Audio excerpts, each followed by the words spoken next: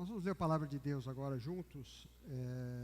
Gabriel, Mateus 14, nova tradução da linguagem de hoje. Mateus 14, do 22 ao 33, por favor. Mateus 14, 22 ao 33. Amém? Logo depois, Jesus ordenou aos discípulos que subissem no barco e fossem na frente para o lado oeste do lago, enquanto ele mandava o povo embora. Depois de mandar o povo embora, Jesus subiu um monte a fim de orar sozinho. Quando chegou a noite, ele estava ali sozinho. Naquele momento, o barco já estava no meio do lago, e as ondas batiam com força no barco, porque o vento soprava contra ele. Já de madrugada, entre as 13 e as 6 horas, Jesus foi até lá, andando em cima da água. Quando os discípulos viram Jesus andando em cima da água, ficaram apavorados e exclamaram: "É um fantasma!" E gritaram de medo. Nesse instante, Jesus disse: "Coragem, sou eu, não tenham medo." Então Pedro disse: "Se é o Senhor mesmo, mande que eu vá andando em cima da água até onde o Senhor está." "Venha," respondeu Jesus. Pedro saiu do barco e começou a andar em cima da água em direção a Jesus.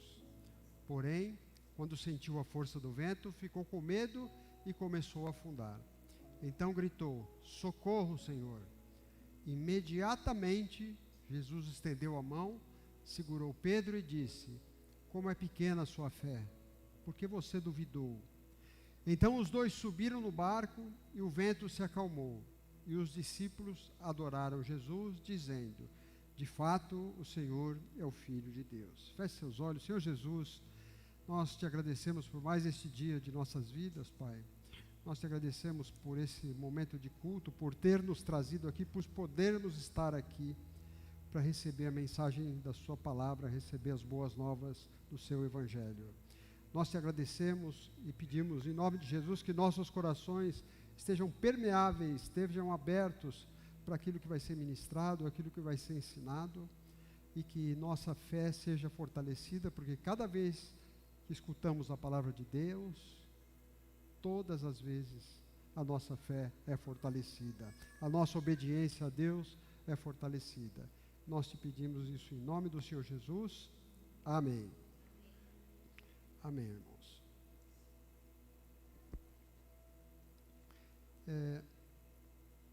O tema de hoje é o medo. O medo que não deve, não pode nos governar. E o título que eu coloquei no sermão de hoje é "Mais forte que o medo". E eu gostaria de começar contextualizando um pouco esse texto que nós acabamos de ler. Realmente foi um dia muito difícil para Jesus. Então Jesus está ali pregando com os discípulos e recebe a notícia neste dia da morte de João Batista. E não só da morte de João Batista, a morte cruel de João Batista. João Batista é assassinado, é decapitado. E Jesus tem vontade de estar sozinho. Quantos de nós, quando temos um problema sério, um problema que nos faz sentir vontade de estar sozinho, a gente se recolhe, quer ter o nosso momento para orar, para sentir, para ter nossa dor, e creio que assim se sentia Jesus.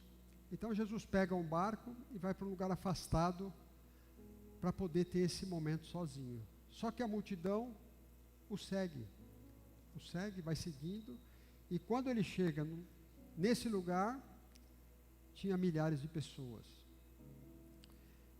E ele olha aquelas pessoas precisando ser curadas, precisando de uma mensagem de esperança, uma mensagem de amor, esperando uma mensagem das boas novas do Evangelho. E Jesus se dedica a isso, a curar, a pregar, a ensinar. Até um momento que se torna mais tarde, os discípulos falam: "Mestre, mande essas pessoas embora porque não tem o que comer, já está tarde, aqui não é um lugar que tenha lugar para eles se alimentarem." E aí, com 5 pães e 2 peixes, Cristo alimenta milhares de pessoas. Cristo alimenta milhares de pessoas. Noemi, você me ajuda aqui? Caiu a pilha em algum lugar. E aí, desculpa, igreja. E aí, Jesus vai para aquele momento de oração. Mas antes ele manda os discípulos irem atravessarem para outra margem do lago. E ele, Jesus, dispersar a multidão, o que era um papel, era um trabalho dos discípulos.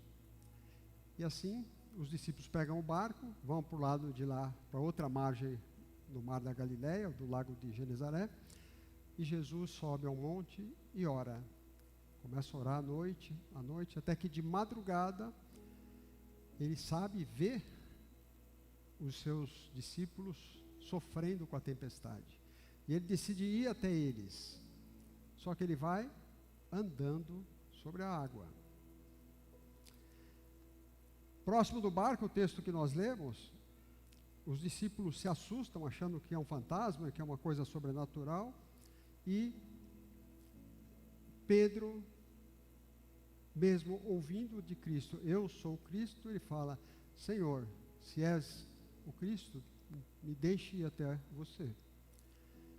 E quando Pedro sai, vai na direção de Cristo, vai andando, no momento que ele sente a força do vento, ele fica com medo e começa a afundar.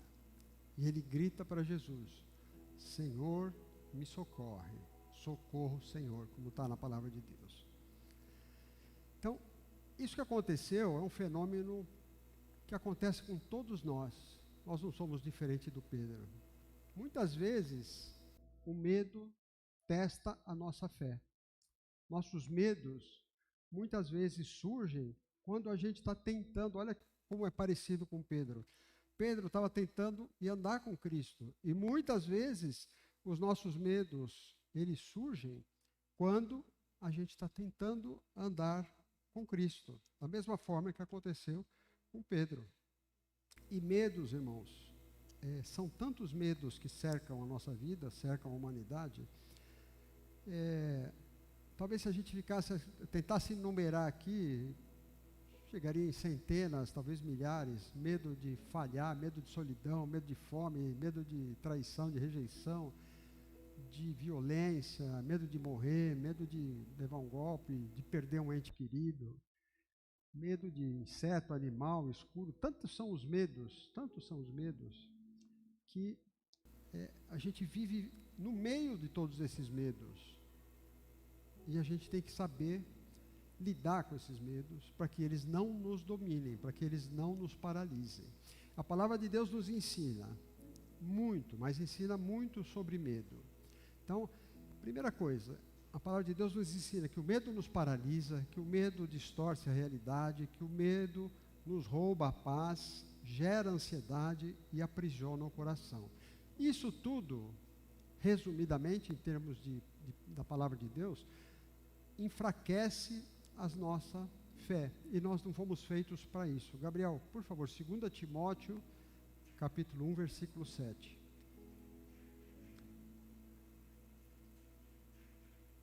2 Timóteo, capítulo 1, versículo 7. Pois o Espírito que Deus nos deu não nos torna medrosos. Pelo contrário, o Espírito nos enche de poder e de amor e nos torna prudentes. Então, eu gostaria de contar uma passagem bíblica que tem muito claro medo e socorro. Então, depois de 400 anos de escravidão no Egito, Deus resolve tirar o povo de Israel daquele lugar e usa Moisés para negociar lá com o faraó. Todo mundo conhece essa história. Se estima que tinham mais de 2 milhões de pessoas, entre homens, mulheres, crianças, e muita coisa acontece, que a gente conhece bem a história, e o povo sai depois de 400 anos, ele caminha, e Deus, através de Moisés, os conduz ao Mar Vermelho. Então, na frente dele está ali o Mar Vermelho, atrás está vindo o exército mais poderoso da época, um sanguinário exército do faraó. E aí os israelitas tremem de medo, vendo essa aproximação, se apavoram. Então, o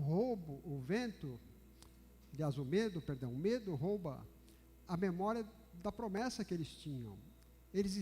O medo é mais forte a ponto de eles esquecerem suas crenças e fraquejarem na fé.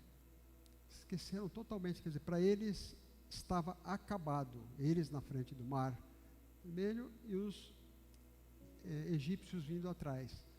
Eles esquecem, quer dizer, deixam de considerar a promessa do Senhor, sabendo que tempo atrás, eles tinham visto o Rio Negro, o Rio Jordão virar sangue. Tinham visto uma praga imensa de rãs tomar o Egito. Tinham visto uma praga, uma infestação de piolho na cabeça de tudo que é egípcio. Imagina vocês uma infestação gigantesca de piolhos, o que quer dizer isso para uma civilização. Depois, uma infestação infinita de moscas. Depois viram o gado dos egípcios morrerem. Viram o povo cheio de chagas. Todos esses castigos, essas demonstrações feitas por Deus, viveram uma chuva de granizo que torpedeou a cidade, uma infestação de gafanhotos que comeu tudo que havia sido plantado, noite que não acabava, não tinha dia, era tudo escuro, e por último, a morte dos primogênitos dos egípcios. Então, tudo isso, naquela hora, foi relevado, porque o medo daquele exército que vinha lá atrás os fez desconsiderar tudo que tinha acontecido. E o clamor virou acusação, a reclamação com Moisés virou acusação. Você tirou a gente do Egito para morrer no deserto. Então, esse medo coletivo tomou conta de tudo. E no auge desse medo, de uma forma sobrenatural, o mar se abre. O impossível acontece. O impossível se torna o caminho. Os israelitas entram nesse caminho pisando no seco, cercados por duas paredes de água. Irmãos, os filmes de Hollywood mostram isso de uma forma errada. Essas paredes de água aqui, uma de cada lado, elas têm 300 metros de altura, 400 metros de altura, porque a profundidade do mar vermelho é muito grande, ele não é um mar raso, é um mar profundo. Então, essas paredes que ficaram abertas para o povo passar, era uma parede enorme. E mesmo com medo, os israelitas vão passando por esses 2 muros de água, caminham até a outra margem. E nisso, os egípcios já estão indo atrás deles, e nenhum israelita morre. E a hora que o último israelita passa, o mar se fecha e todo o exército é afogado. Então, para os israelitas, o mar se abrir foi uma passagem, a passagem que os tirou do cativeiro. Para os egípcios, foi um grande e merecido castigo. Então, irmãos, sobre o medo absoluto, o Deus do impossível agiu. E quando o Deus do impossível agiu, não havia fé, só havia desconfiança. Mesmo assim, o Deus do impossível agiu. Então, a gente tem que meditar hoje, né, o que a gente tem que fazer com o medo. O medo é humano, o medo é inevitável, o medo não é pecado. Todos nós tememos alguma coisa. O medo revela a confiança que a gente tem e a confiança que a gente não tem, onde é que está cada uma delas. Então, para ser um pouco mais didático no que eu quero fundamentar a ministração, eu quero dividir o medo em três medos, um diferente do outro. O primeiro medo é o medo que nos protege. Ele vem de Deus. ele vem do instinto de preservação que Deus nos dá. Nos leva à prudência, nos leva ao cuidado, nos leva à responsabilidade, não paralisa, mas orienta. Esse é um medo saudável. Então, por exemplo, eu não ando na rua à noite, eu tenho medo de assalto. Esse medo é saudável. Eu não sou de fazer aventura tipo escalada, tipo qualquer coisa que põe minha vida em risco. É um medo saudável.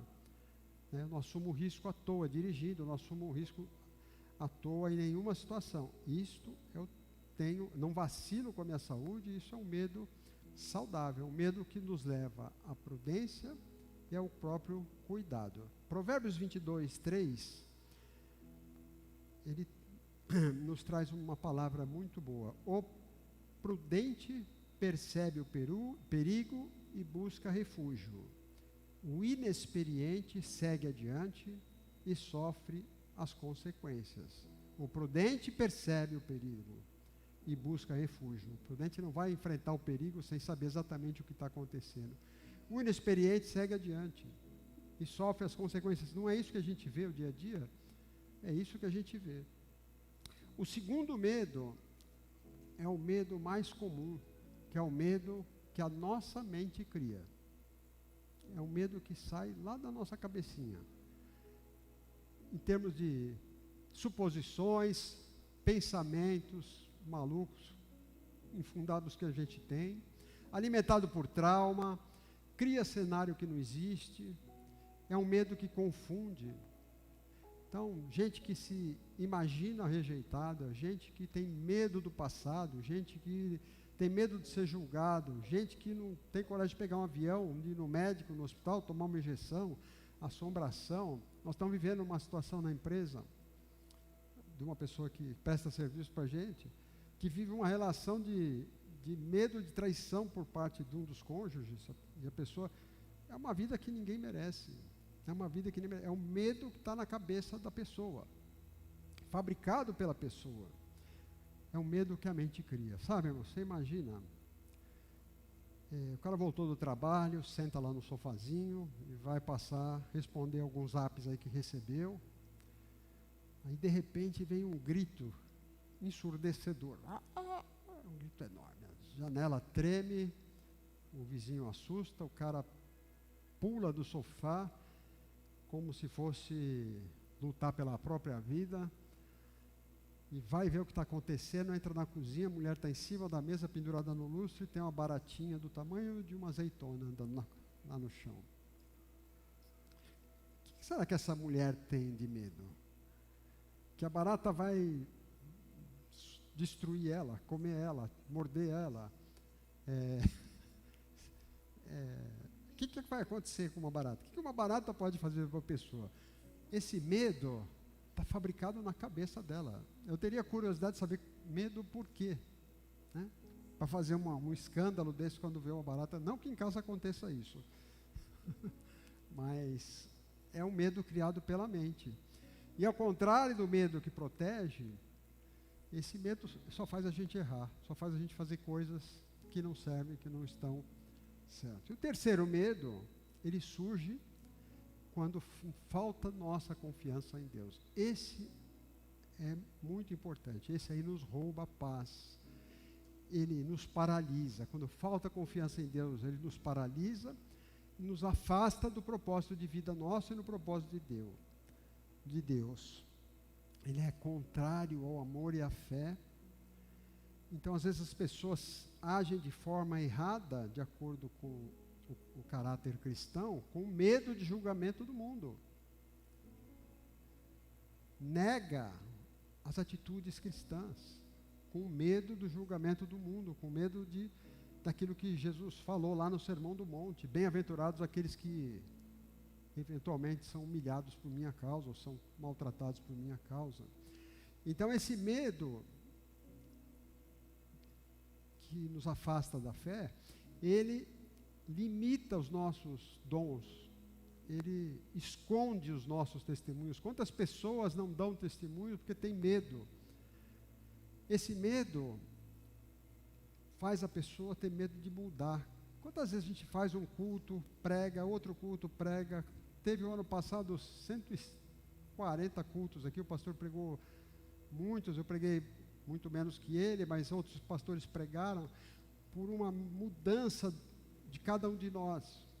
Mas o medo da mudança, onde é que ele está afirmado, o medo da mudança? Quando fraqueja a nossa fé. Então, nos prende ao conhecimento que já temos, nos impede de ter novos conhecimentos, de admitir novas coisas, impede a obra de Deus nas nossas vidas. Tão grande é o medo do futuro que esse medo causa. Paralisa e nos traz ansiedade. Mas a Bíblia mostra que o medo sempre esteve presente. Em toda decisão humana, o medo esteve presente. Ainda no deserto, ainda com Moisés, vamos lembrar mais uma passagem. E nessa passagem, a Bíblia nos traz claramente a comparação de quando o medo governa e o que acontece quando a fé fala mais alto. É chegada a hora, após 40 anos no deserto, da conquista mesmo da terra prometida. Moisés manda 12 espias. Vocês lembram das 12 tribos? Dos filhos de Jacó? Então, um de cada tribo. Junta 12, um representando cada tribo. Junta esses 12 espias, atravessam o Jordão e vão entender o que são as forças inimigas, contra quem a gente vai lutar, que estratégia a gente tem que ter na luta. Eles voltam. Eles não mentiram, a terra era fértil, existiam gigantes, existiam fortalezas, só que o medo falou mais alto. 10 desses espias se desesperaram de medo do que viram. A fé foi silenciada. A frase propagada, não conseguiremos. O medo falou mais alto do que qualquer promessa que o Senhor Deus tivesse feito. O silêncio da fé foi total. O medo que escraviza. Por que o medo que escraviza? Sabe o que eles queriam fazer, irmãos? Voltar para o cativo, ser escravo de novo, implorar para o faraó pegar eles de escravo de novo. Somos como gafanhotos.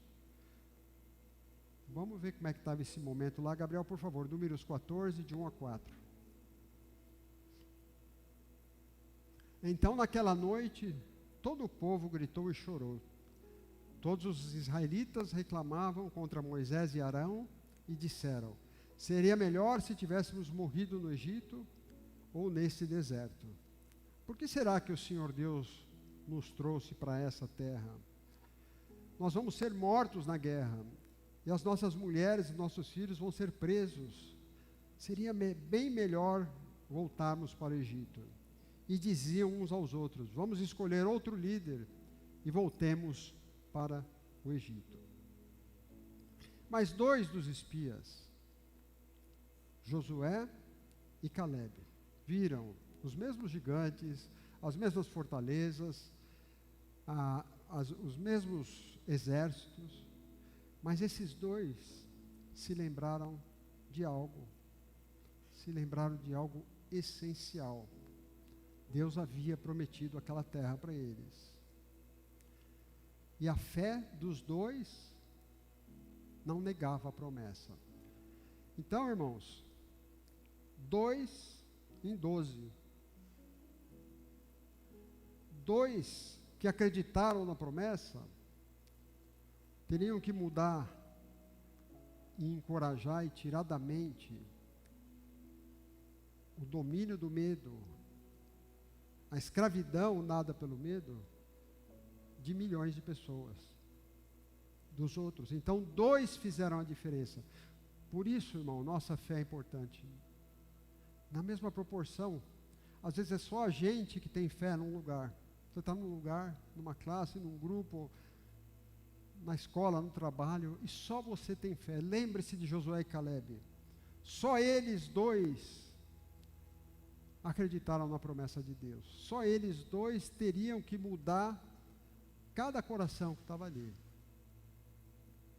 E só eles dois conseguiram fazer isso. Amém? A história mostra, portanto, irmãos, com muita clareza, o que acontece quando o medo governa nessa passagem e o que acontece quando a fé fala mais alto. Josué e Calebe que se lembraram da promessa do Senhor. Nem todo medo nasce da desobediência. Alguns medos nascem de experiências vividas, de traumas, de problemas que a gente passou. E eu achei oportuno trazer até um testemunho meu. Quando eu era criancinha, bem criancinha, 3 anos mais ou menos, a minha irmã mais velha, que tinha uns 5 anos, 6, começou no primeiro ano primário. Morava num prédio, tinha tios e tinha um monte de criança, mas naquele dia lá na minha casa tinha minhas 2 irmãs e mais umas 4, 5 primas. E o motivo daquela reunião era porque naquela época lá, estou falando dos anos 50 ainda, 50, se encapavam cadernos. Então você comprava um caderno que vinha com uma capa sem nada escrito, sem nada, e as mães, muito carinho, encapavam, faziam aquilo ficar bonitinho, né? Deixar o caderno bem caprichadinho para a criança. Então estavam todas as crianças ali, vendo encapar os cadernos da primeira menina do prédio, minha irmã, primeira da turma toda que ia para a escola. E meu pai tinha, a marca dele, né, tinha um amor muito grande para o cachorro pastor alemão, sempre gostou de um pastor alemão. E a gente tinha um pastor alemão. No meio daquele serviço, aquele cachorro, aquele pastor alemão que estava junto com as crianças, pulou em cima de mim, me pegou aqui na jugular, me mordeu, me machucou o braço, me machucou aqui a lateral, machucou o rosto. Sem motivo? Não. Uma das meninas tinha pisado, estava pisando no rabo dele. Ele olhou todo mundo e falou, isso é coisa de homem. Só pode ser. E fui para o Hospital das Clínicas, fui tratado no Hospital das Clínicas, e depois fui para um lugar chamado Instituto Pasteur. Então, quem for para Paulista, passar lá pela Fiesp, um pouquinho para frente da Fiesp à direita, tem uma casa amarela, chama Instituto Pasteur. Foi o primeiro lugar no Brasil, o único lugar no Brasil, naquela época, que tratava o problema da raiva. Então, eu fui 30 dias lá tomar injeção na barriga, por causa de preventiva de raiva. O cachorro sobreviveu, já que você está, se essa é a sua pergunta. Passados mais uns 5, 6 anos, já tinha uns 9, 10 anos, também essas coisas que era família, né? Então, uma mãe, uma tia, levava as crianças todas no dentista numa paulada só. Então, marcava lá 8 consultas, e a mãe e os filhotinhos lá na rua, eram 6 quarteirões até o dentista. O mundo era outro. Então, fomos lá no dentista, não cabia na sala de espera as crianças, ficamos na rua brincando. E tinha um terreno do lado da casa do dentista, do consultório, e um cachorro foge de uma casa, olha para todas as meninas, olha e falou, vou pegar um menino. Verdade. Me atacou, quando o dono conseguiu tirar ele, eu já estava todo arrebentado. Para ir para o hospital, eu me lembro que o dentista fez uma suturação em alguns lugares para eu poder ser levado para o hospital. Mas até aí tudo bem. Até aí tudo bem. Na época já na década de 60, você não precisava tomar 30 vacinas, mas você precisava fazer um atestado de saúde do cachorro todo dia. Então, meu pai ia todo dia na casa do cara, umas 6, 7 quarteirões. Meu pai tinha uma vespa, uma lambreta. Ia lá, o cachorro tá bom? Tá bom. Deixa eu ver, tá bom. Então, aí você não precisava tomar, acho que só 6 vacinas, não precisava tomar 30. Já foi uma evolução. E eu não tinha medo de cachorro. Em casa a gente tinha cachorro. Aí eu tinha uma cadelinha, minha cadelinha deu cria, eu dei um filhote para um amigo. Chamava Vanderleia, em homenagem à cantora Vanderleia da Jovem Guarda, chamava Vanderleia. E a Vanderleia não gostava de mim, por qualquer motivo ela não gostava de mim. Um dia eu fui na casa do Tutu, chamava Tutu, meu amigo, e a janela e a porta da garagem dele era dessas que tem uns losangos de vidro assim, sabe? Um monte de losango. E na saída ela ficava latindo para mim e tal, mas eu estava de boa, assim, não tava. Fechei a porta, ela enfiou a cabeça no lugar que não tinha vidro, catou aqui, bem aqui, e não tinha o que tirasse, como se fosse uma morsa. Lá vou eu para o hospital de novo, tal. Mas esse dia eu criei um trauma de cachorro que eu não conheço outra pessoa que teve. A partir daí eu fui dominado, né, uns 12, 13 anos de idade, pelo trauma de cachorro. Eu não ia em casa de alguém que tinha cachorro. Se eu fosse sair daqui, na padaria Barão, que tivesse um cachorro aqui na esquina, eu dava a volta lá pela casa do pastor e vinha. É verdade, eu andei milhares de quilômetros a mais na minha vida por causa desse medo. Se tinha uma festa, eu não ia se tinha cachorro. Não fui na casa dos meus amigos e não conseguia tirar esse trauma. Com 16, com 17, com 18, com 19, com 20 anos fui pai. Muito cedo. Aí um dia eu fui passear com o nenenzinho, 6 meses. Na época era um nenenzinho, hoje tem 110 quilos, mas era 6 meses, fui passear na rua assim. Como se estivesse aqui na frente assim, andando para cá assim. De repente vira a esquina um Rottweiler.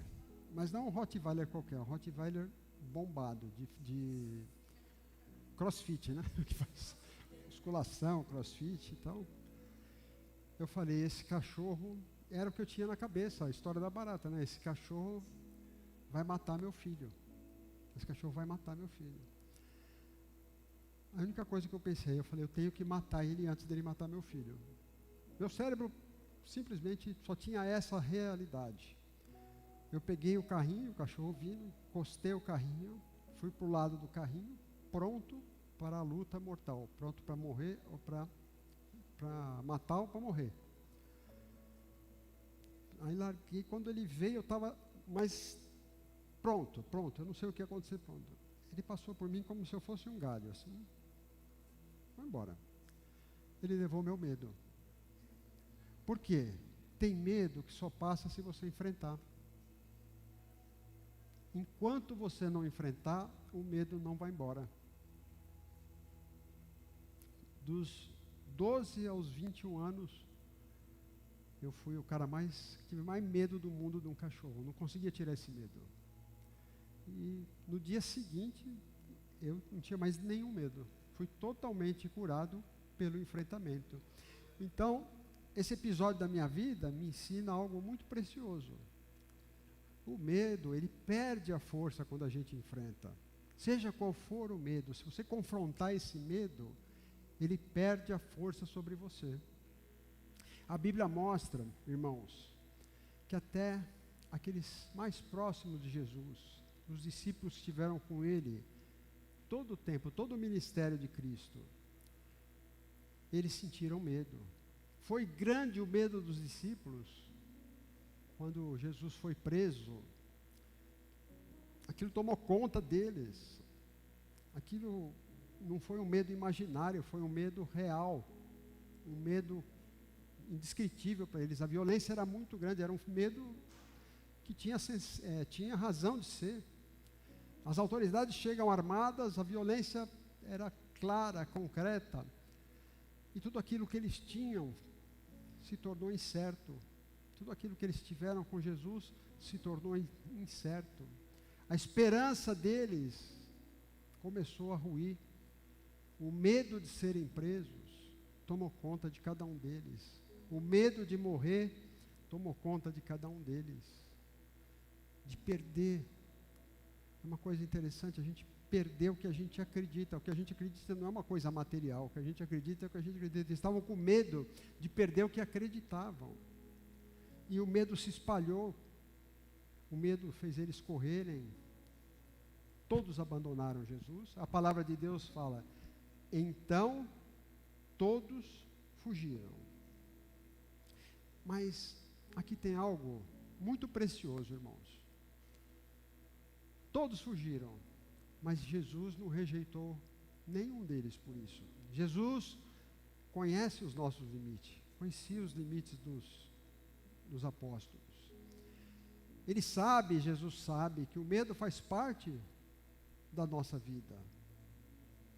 E uma coisa que nos traz consolo, e é para nos trazer consolo, E essa mensagem é para te dizer que isso é um consolo, que a prisão de Jesus, o medo dos discípulos, naquele momento da prisão de Jesus, ele nos consola. Ele nos consola porque isso não fez com que Cristo os condenasse, não fez com que Cristo os abandonasse, não fez que nada mudasse para Cristo. Cristo sabia o que estava acontecendo. Queria voltar um pouquinho para o texto inicial, né? Pedro andando sobre as águas. Então, o que Pedro andando sobre as águas nos ensina? O que a gente tem que fazer quando o medo nos alcança? Pedro deu um passo de fé. Vamos até lá. Teve a coragem de descer do barco e para andar até Jesus. Mas aquelas ondas fortes, aqueles ventos fortes, desviaram a concentração de Pedro em Jesus. Pedro, aquela fé que fez Pedro descer do barco e andar sobre as águas, ela passou a virar medo. E o Pedro que caminhava começou a afundar. Começou a afundar quando o medo falou mais alto que a fé. E na nossa vida é assim. Se a gente permite que o medo fale mais alto que a nossa fé, a gente vai lá para o fundo. Mas o maior aprendizado de todos foi a reação de Jesus. Pedro grita: Senhor, salve-me. E essa é a oração mais curta da Bíblia, deve ser, né, pastor? Senhor, salve, em 2 palavras. E a palavra de Deus diz que Jesus imediatamente, Jesus não perguntou, não fez nada, ele imediatamente estendeu a mão e o segurou. Amém? Então, é muito importante a reação, a gente entender a reação de como é Jesus. Josué e Caleb, apesar do medo, a fé os fazia avançar. Esse meu simples testemunho que eu dei agora, o medo que foi enfrentado foi vencido. Jamais seria vencido se não tivesse sido enfrentado. O medo de Pedro surge no meio da fé, mas encontra a graça de Deus. Pedro está afundando, imediatamente a graça de Deus o traz. E os discípulos, irmão, o medo dos discípulos que abandonaram Cristo e tanto medo, ele não desqualifica nenhum de nós. Ele nos entende que nós não somos desqualificados perante Deus pelos nossos medos. Jesus não abandona Pedro por ele ter tido medo. Jesus o sustenta. Ele o sustenta, independente de qualquer coisa que tenha acontecido. Então, em toda a palavra de Deus, irmãos, em toda a palavra de Deus, a gente vê a mesma verdade. O medo sempre aparece. Às vezes eu penso, né, que medo, angústia, acho que o principal medo nosso é quando a gente acha que a nossa vontade é diferente da vontade de Deus, que a vontade de Deus é diferente da nossa. Talvez isso é a coisa que nos deixa com mais medo. O medo sempre aparece. Aparece em todos os lugares. Na Bíblia aparecem muitas. Eu mostrei aqui 4 situações, né, nos espias de Moisés, no povo lá na frente do Mar Vermelho, né, nos discípulos no momento da prisão de Cristo. Aparece em Pedro no mar, aparece na minha história pessoal que eu contei. Então, mas o problema não é sentir o medo. O problema é deixar o medo nos governar. O problema é a gente ceder para o medo. Fé não quer dizer ausência de medo. Fé quer dizer continuar confiando, seja lá o que aconteça. Receber uma notícia ruim. Medo é uma coisa. Continuar confiando em Deus é fé. As coisas estão dando errado. Continuar confiando em Deus. As notícias não são boas. O perigo é iminente. Continuar a confiar em Deus. Porque a hora que a gente deixa de confiar, o medo vence. O medo nos aprisiona, o medo nos tira o que temos. Pedro, olha só que importante, irmão, começou a afundar, mas Cristo não o abandonou, ele não foi abandonado. Os discípulos fugiram, todo mundo fugiu, e depois foram resgatados. Mas quando que eles foram resgatados? Eles estavam com medo. Jesus havia sido crucificado, sepultado, eles estavam com medo. Para eles a história tinha acabado. Para eles a única preocupação era que eles seriam os próximos. Alguém dedurar que eles eram seguidores de Cristo, eles tinham medo, muito medo. E onde esse medo, vai até onde esse medo? A hora que aparece o Cristo ressurreto. O Cristo ressurreto apareceu, o medo acabou. O Cristo apareceu, o medo acabou. O Cristo estando, nós sentindo a presença de Cristo, o medo acabou. É preciso sentir a presença de Cristo. Como os discípulos, eles viram o Cristo ressurreto, se tornaram de, entre aspas, pessoas com medo, medrosos, talvez nas pessoas, nos homens mais corajosos que a história da humanidade já teve. De uma hora, de um segundo para outro, do medo imenso ao Cristo ressurreto. O Cristo ressurreto acabou com o medo. Naquele momento que Cristo apareceu para os discípulos, eles não tinham nenhum receio de entregar sua própria vida pela missão de Cristo, pelo ministério de Cristo. Em nenhum momento o medo acabou. Eles começaram a pregar, começaram a criar a igreja, começaram a fazer um ajuntamento cristão, sabendo de todos os riscos. Mesmo no começo ali, pouco de tempo depois da morte de Cristo, que apóstolos foram mortos, Tiago foi morto, irmão de João, eles continuaram, não se acovardaram. Tinham cautela, tinham medo, mas esse medo não os paralisou. E o que eu entendo de mais importante para a mensagem de hoje, que Jesus sempre nos estende a mão, assim como fez com Pedro, sempre nos estende a mão. Talvez você e eu estejamos com vários tipos de medo, pensando que Deus, por causa desses nossos medos, está decepcionado com a nossa pouca fé, que Deus, talvez a gente às vezes se imagine Deus olhando para a gente e falando, você e a sua pequena fé. Às vezes a gente tem medo e vê que esse medo não tinha fundamento. Por que duvidas? Eu sinto isso, talvez vocês sintam também, como se Deus estivesse falando, por que você duvida? Por que você essa sua pequena fé, por que você duvida? Mas todos nós sentimos isso, e o Senhor sabe disso. Seja lá o que cada um de nós estiver vivendo, uma grande preocupação, qualquer ansiedade, qualquer medo do futuro, medo que algo vai dar errado, qualquer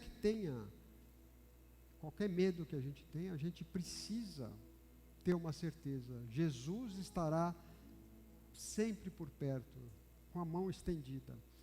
Eu fui fazer um exame sexta-feira, difícil, estava lá, podia sair uma má notícia,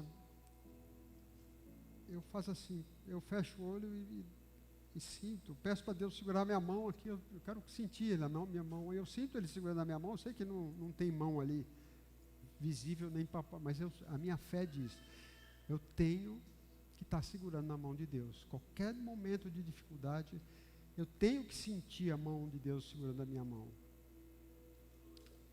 Isso é graça, irmãos, isso é graça, você saber que você tendo dúvida, você fraquejando na fé, você fugindo, seja lá o que for, a mão de Jesus está estendida para você.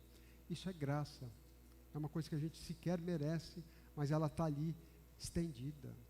E a graça é a graça que revela quem Deus é.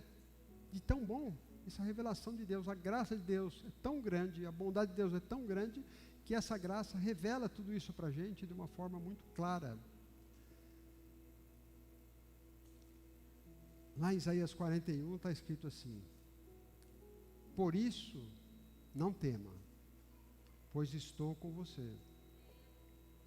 Não tenha medo, pois eu sou o seu Deus.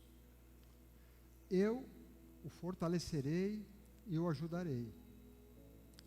Eu segurarei com a destra da minha justiça, com aquela mão que eu seguro, que eu sinto que eu tenho que segurar, aquela mão que protege, que cura, que abraça, que cuida, que ensina, que sustenta, que nos tira dos momentos difíceis. Ele está dizendo aqui: eu segurarei com a destra da minha justiça. Que privilégio nós temos de ter essa mão para segurar a nossa mão. Amém? Você que veio à igreja hoje, ou aqueles que estão em casa assistindo, talvez esteja enfrentando um medo que ninguém vê, um medo que ninguém entende, mas que te aprisiona.